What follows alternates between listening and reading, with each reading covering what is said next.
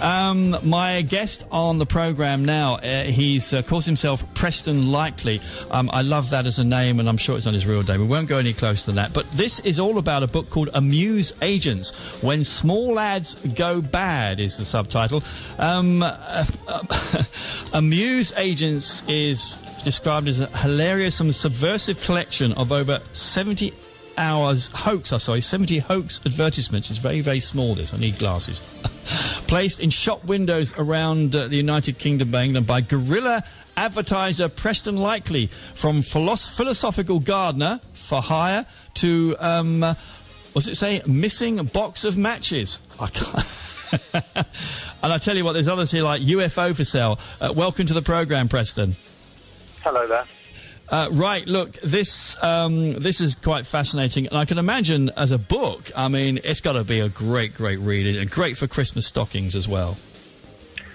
Yeah, I mean, just about everybody who's read it has said it's been brilliant, fascinating, funny, amusing, you name it, many adjectives and describing the book. And yeah, I think it's ideal for a Christmas present.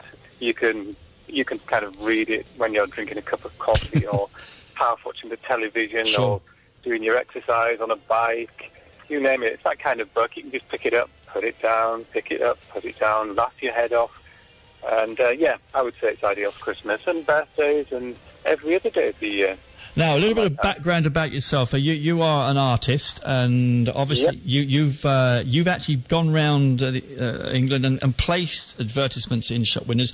I suppose the funniest thing is when you get members of the public actually you're engaging in genuine replies to the fictitious ads. I mean, that must be hilarious.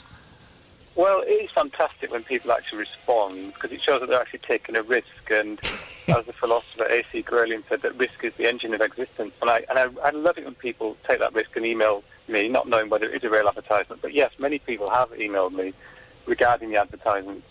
And I've then engaged in a series of transactions with them, and it goes on, and it reaches a denouement, and I've set this up. And it's always a sort of funny ending.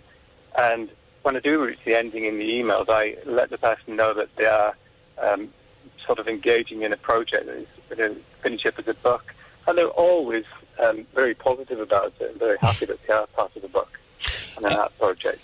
Give us an example of an advertisement that's been placed and somebody has answered that advertisement, and it really would take you by surprise. Think, why would they do that? Okay, I placed an advertisement up saying a new massage parlour had opened up, and there was a free 1 hour session plus the amazing extras. Now, a person actually emailed me and he asked about the free 1 hour session, and then after a series of emails he asked about the extras. I said, okay, fine, and I responded in the email saying the extras are juggling, an Irish juggler juggling knives, hide and seek, worshipping the moon god, Omak, and so on and so forth. Ridiculous sort of events that really, the person wasn't expecting to hear about. He was expecting something wholly different. Of course. Something quite sordid, but no, it was taken by surprise. Great fun. And he thought, hello, someone's taking the proverbial here.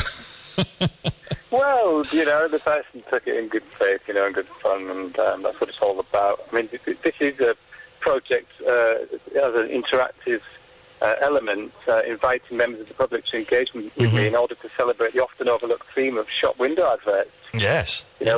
Which I think, in my opinion, generally shop window adverts are a microcosm of British idiosyncrasy at large, and also as a barometer of the mood and nature of our culture, I think. So if you go and look at a few advertisements shop windows, you kind of get a feel for what's happening in the country in economic terms and then sort of socially and culturally.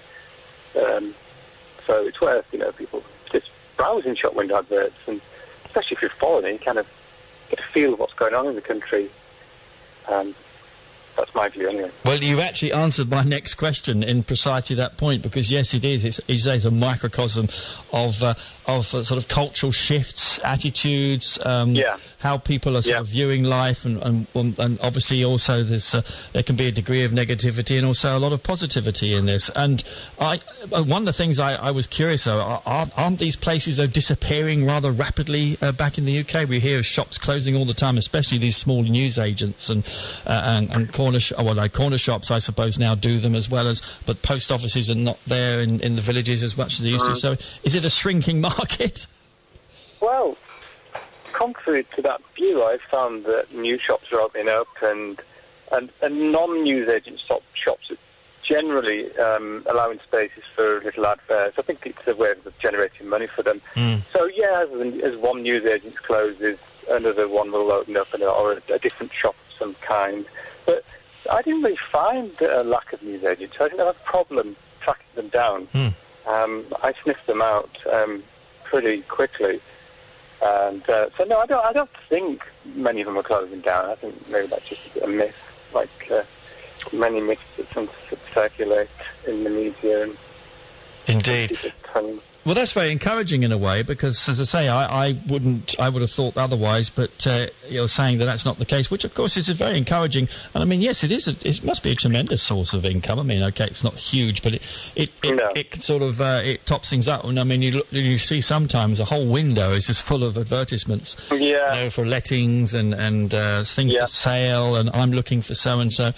And obviously, you've obviously got to keep the thing reasonably unsavoury. Obviously, the thing about putting anything to do with ladies of the night, etc., obviously is not going to appear there. But you always get those in telephone boxes, I understand, still in places.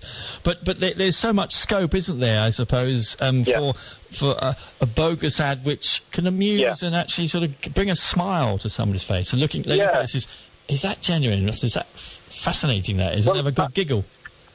I hope so. I mean, I hope they look at them and have a laugh and question whether they're real, because part of this project, I mean, as an artist, for me it's important to make people question their immediate surroundings. And I'm sure when somebody clocks one of my adverts, or questionable adverts, they ask themselves whether it's real or not real. And that's an important process in life. We question what's around us. But, I mean, in my opinion, truth is seldom the touch of inspiration. Make-believe burns infinitely brighter. So, I think sometimes when these things are not truthful and they're exaggerated, it's much more interesting when they're very truthful. It's interesting to actually. I say it was interesting to sort of hear you say these things, because I mean, just looking at some of the notes on your bio, that when you were taking an MA in Fine Art in Sheffield, that you purposely failed to complete the course, having initiated a performance piece for my final show called The Disappearing Man, which saw me walk out of the art college one morning, never to be seen in Sheffield again. It was a homage to Lord Lucan, who'd I'd taken an interest in. I mean, that's very creative art, I think. It's also I enjoy Reginald Perry, the series where he walks onto a beach and drops his clothes and pretends to disappear into the sea, and then he comes back as an incarnation from the alien person. But I kind of like doing that sort of thing. I think it was an interesting piece that I did, and I still haven't been back there since. You love live art, don't you? You love the thought of live art. I love performance art. I love performance art because it's immediate and anything can happen. And this project, putting the adverts up in shops, there is an element of performance I've got to explain to the shop owners, and by and large, they tend to be Indians whose first language isn't English.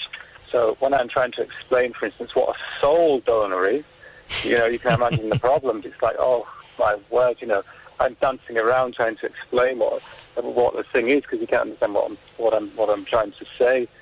And there's an element of performance, trying to explain what I'm trying to achieve. Well, there's a famous live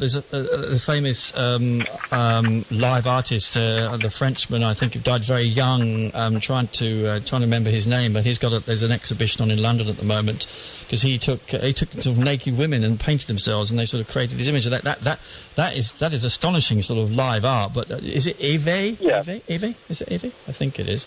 And you know, that sort of thing where you actually involve members of the general public or involve people in doing things. And I mean, it's a very popular way of presenting art these days, making them active, making them sort of there's movement, there's an energy there, there's a different way of looking at it. They're just putting paint on a canvas. It's live.